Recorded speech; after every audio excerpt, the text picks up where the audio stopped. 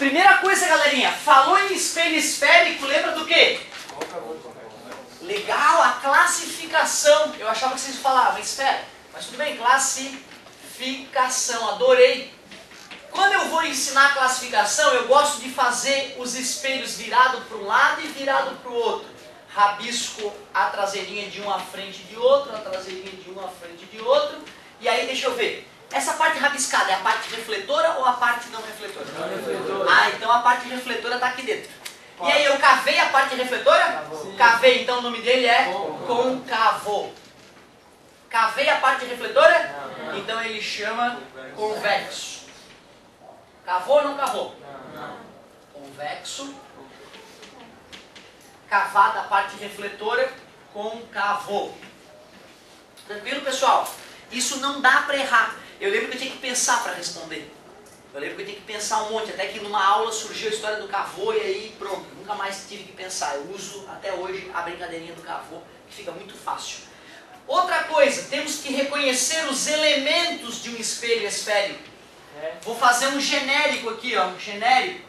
Aliás, já que ele nasceu de uma esfera, toda esfera tem o seu centro, que aqui é o centro de curvatura do espelho. Aqui é um ponto importante onde o... Aliás, qual é o nome desse cara? O eixo... Isso, eixo principal. Principal. Bem onde o eixo principal atinge o centro geométrico do espelho é o vértice. E o ponto mágico do espelho é o ponto médio entre vértice e centro de curvatura, é o foco. Além desses elementos, reconhecer o eixo principal, centro de curvatura, foco e vértice, tu tens que saber como é o nome dessa distância, do vértice até o centro de curvatura. Raio de curvatura. E o nome da distância do vértice até o foco. Distância focal. Muito bem. Tem que saber o nomezinho então. V de quê? Muito obrigado. Vértice. C de centro de curvatura. E é um nome justo. É o centro da curvatura do espelho. Centro de curvatura. O F é o foco. Cuidado, não confundam o ponto foco com a distância focal.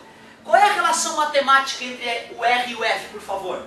O F é R sobre... Parabéns, ou então eu poderia dizer que o R... 2F. Essa relação matemática, geralmente eles não fornecem, dada a sua simplicidade. Nada demais até agora, né, galera?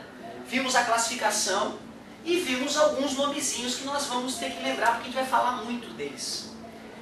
Para que a gente possa fazer um estudo de espelho esférico, parecido com aquele estudo que a gente fez para o espelho plano na aula de hoje, que era um repeteco, a gente vai ter que decorar alguns raios, cara. Alguns raios que a gente chama de raios característicos. A gente chegou a dar uma olhadinha em espelho esférico no ano passado? Credo, chega paralelo? Aí eu fico orgulhoso. Vamos dar uma olhadinha então nesses raios característicos. Na hora de ver os raios característicos, é sempre importante ter humildade de estudar tanto no espelho côncavo quanto no espelho convexo. Então, raios principais ou raios característicos.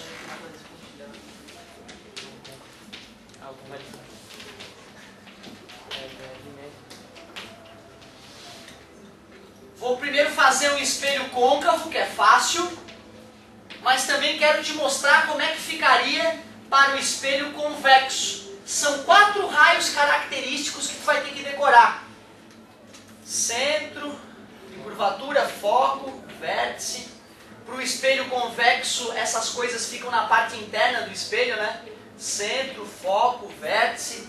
E eu fiquei muito feliz de ver que alguns lembram ainda que o raio que chega paralelo sai refletido passando pelo foco, sai pelo foco. Então o raio que chega pelo foco, reversibilidade dos raios de luz, já ganha 2 em 1. Muito bom. Eu me perguntava na época, eu lembro, mas por que vai para o foco? É uma atração que o foco tem pela luz? Não. Tu consegue imaginar que ali é como se tivesse um pequeno espelho plano? Né? Um pequeno espelho plano ali, não tem a reta normal? O ângulo de incidência é para poder obedecer a segunda lei da reflexão, é o raio que chega paralelo e sai pelo foco. É por isso que ele sai pelo foco, para obedecer a segunda lei da reflexão. Manda. Em qualquer distância, em qualquer ponto do campo... Não, tu tem razão. Tem razão o seguinte, quando o Gauss estava fazendo esses estudos, alemão Gauss, matemático ninja mutante, Quando Gauss estava estudando isso, ele percebeu que em algumas situações isso dava pequenas diferenças.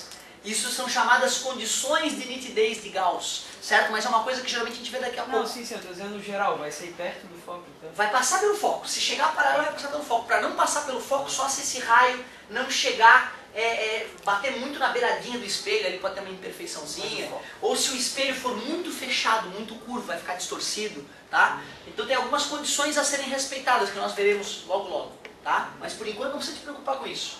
Tem um raio que eu adoro desenhar, além desse que é meu predileto, tem um outro raio que eu adoro desenhar, que é o raio que atinge o vértice. Todos saem com o mesmo ângulo, só que esse é gostoso de desenhar, porque tu usa o macete da sinuca ali, ó. Então ele fica um raio bom de desenhar. O raio que atinge o vértice sai com o mesmo ângulo, parabéns. Só falta um, o que chega pelo... o que chega pelo centro de curvatura? Vocês são foda. Ele bate em cheio no espelho, ó, tuf, e volta sobre ele mesmo. Muito obrigado, gente. Fico muito feliz de ver que a galera lembra, né, bastante tempo depois dessas regrinhas. Cara, o espelho convexo, a regra é a mesma, mas ele merece atenção. O raio que chega paralelo continua saindo pelo foco. Só que como o foco está dentro do espelho, tem que fazer uma pontilhada para certificar que o raio vai ser refletido na direção do foco. Certo? E se o raio chegar de tal forma que fosse passar pelo foco, ele vai ser refletido paralelo. Dois raios em um ali. Muito bom aquele raio de desenhar. O raio que atinge o vértice no espelho convexo é idêntico ao que atinge o vértice no espelho côncavo. Duplica a distância, mesmo ângulo, sai com o mesmo ângulo.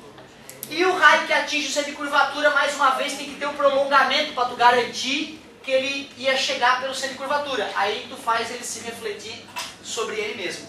Esses são os 4 raios característicos. Embora eu só vá usar 2 deles para desenhar a imagem de um objeto diante de um espelho esférico, eu queria que tu soubesse os 4.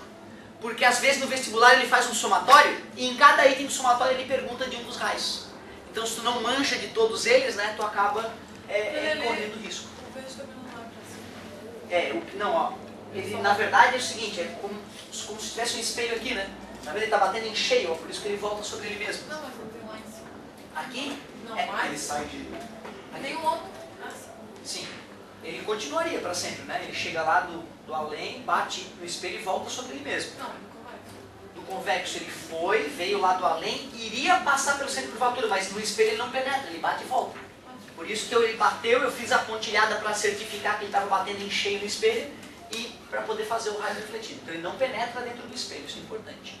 Quando for uma lente, aí sim, a gente vai permitir que o raio atravesse a lente, né? Por enquanto ele bate e volta. É isso aí. Nada demais, né? Só que, cara, se tu não der uma... Pra quem já, não, né, quem já decorou no passado, é rei, né? Agora, quem ainda não decorou esses raios, vai ter que fazer um esforcinho que eu preciso que tu decore esses raios, infelizmente. Mas daí eu vi na onde apoio tem outro